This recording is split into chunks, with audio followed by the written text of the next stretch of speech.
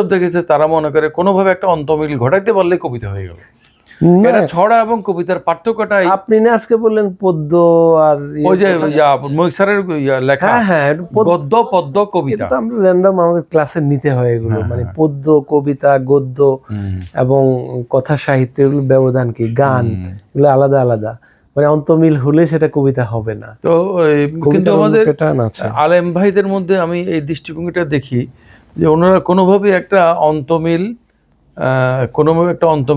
Set করে আর ওনাকে একটা কবিতা হয়ে গেছে।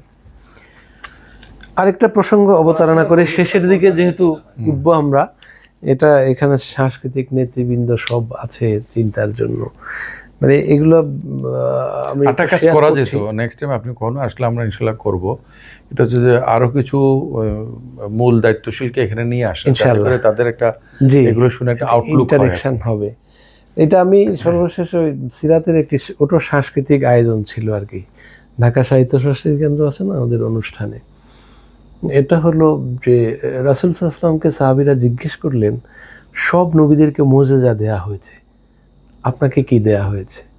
তিনি বললেন, আমাকে জাওয়ামিউল কালিম দেয়া হয়েছে, অল্প কথায় অনেক বলার ভাষা দেয়া হয়েছে। তার মানে ভাষা হলো রাসূলের জন্য মুজিজা, আর রাসূলের জন্য সবচেয়ে বড় মুজিজা হলো কোরআন। এখন ভাষার ব্যাপারে আমাদের দৃষ্টিভঙ্গি কি হবে? যেহেতু রাসূলকে মুজিজা ভাষা হিসাবে মুজিজা দেয়া হয়েছে, আমরা সেই ভাষাটা কি জেনতেনভাবে জানলে হবে, নাকি রাসূলের সুন্নত পালন করতে হলে আমাদেরকে ভাষার নান্দনিকতা, সৌন্দর্য এবং স্ট্যান্ডার্ড, ন্যাশনাল স্ট্যান্ডার্ড যেটা, এটা জানতে হবে? সব চুপ করে আছে।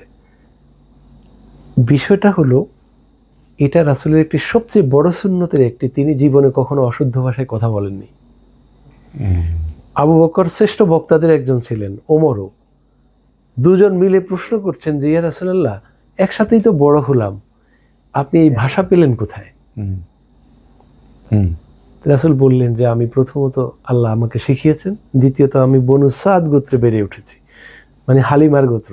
হালিমার গোত্র ছিল আরবের সবচেয়ে শুদ্ধতম গোত্র, মানে শুদ্ধ ভাষায় কথা বলতো। রাসূলের ভাষাটা এমনই ছিল যে তিনি তার হাদিসগুলো পড়লে দেখা যায় কাব্যিক, অসম্ভব কাব্যিক, এবং এত ছোট ছোট বাক্যে এত বিশাল বিশাল কথা, এটা তো বোঝাই যায়। যেমন ফাদলুল আলেমে আলাল আবেদে কাফাদলিল কামারে লাইলাতিল বাদারে আলা সাইরিল কাওয়াকিব, শুনলে মনে হয় এটা আধুনিক কবিতা, কিন্তু এর মধ্যে প্রত্যেকটা বাক্য যে একজন আবেদের উপর একজন জ্ঞানীর প্রভাবটা কি, তিনি সেটা বলছেন চিত্রকল্প এবং উপমা দিয়ে, যে সমগ্র তারকা রাজির উপরে পূর্ণিমার চাঁদের যে প্রভাব, ঠিক একজন জ্ঞানী ব্যক্তির প্রভাব একজন আবেদের উপরে, জাহেলও বলেননি তিনি, আবেদের উপরে সেরকমই, যে সমগ্র পূর্ণিমা বা তারকা রাজি যেমন পূর্ণিমার চাঁদের কাছে ম্লান হয়ে যায়, ঠিক একজন জ্ঞানী ব্যক্তির প্রভাব হলো এই যখন রাসূলের অবস্থা, তাহলে ভাষা নিয়ে আমাদের কি সিরিয়াস হতে হবে না? অবশ্যই হতে হবে। আচ্ছা, দ্বিতীয় হলো এই ভাষাটা, যেহেতু কোরআনকে মুজিজা বলা হচ্ছে, কোরআনের ভাষা সম্পর্কে আমাদের জানতে হবে না? কোরআনের ভাষা, কোরআনের কোথায় নান্দনিকতা, কোথায় শিল্প আছে, কোরআনের চিত্রকল্প আল্লাহ কিভাবে ব্যবহার করেছেন, কিভাবে উপমা দিয়েছেন, কিভাবে তিনি তার বাণীকে বলেছেন, এই জিনিসগুলো একজন মুমিনের জন্য জানাটা অবভিয়াসলি ফরজ আমি মনে করি।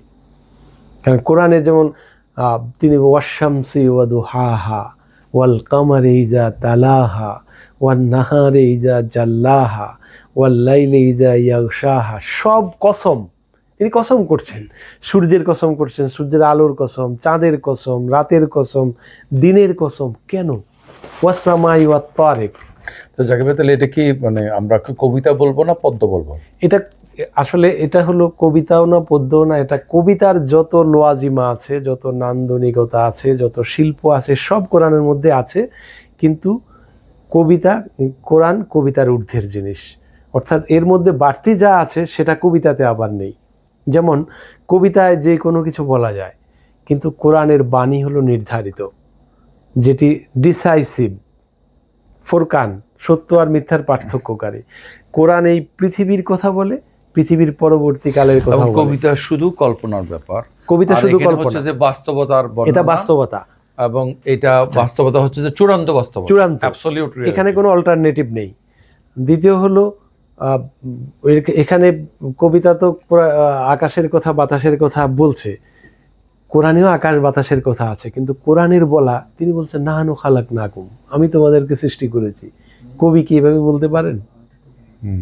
পারেন না। আফারা আয়তুমুল মা আল্লাযী তাশরাবুন, যে পানি পান করো সেই পানি কে আকাশ থেকে বর্ষণ করে? আনতুম আনজালতুমুহু মিনাল মুজনি আম নাহনুল মুনজিলুন। কিংবা আওয়ালাম ইয়ারাউ ইলা মা খালাকাল্লাহু মিন শাইইন ইয়াতাফাইয়াউ ফি জিলালিহি আনিল ইয়ামিনি ওয়াশ শামাইলি সুজদাল লিল্লাহি ওয়া হুম দাখিরুন। তোমরা কি আমার সৃষ্টিকে দেখো না, ভাবো না, দেখো না যে ছায়া কিভাবে ডানে এবং বামে হেলে সেজদা দিচ্ছে, আমাকে আল্লাহকে সেজদা দিচ্ছে, ছায়া সেজদা দিচ্ছে। মানে এই কোরআনের এই আয়াতগুলো, আপনার ওই কথাটা আমার খুব ক্যাচি মনে হলো, যে কবিতার সকল উপাদান এখানে আছে, জি, কিন্তু ওইটাকে এটা ছাড়িয়ে যায়, ছাড়িয়ে যায়। এই কারণে এটি কবিতা নয়, এটি কবিতার ঊর্ধ্বের জিনিস। আসছে? তাহলে অসমাপ্ত থাকলো এটা বই দেখি, হ্যাঁ ওইদিকে, হ্যাঁ ঠিক আছে।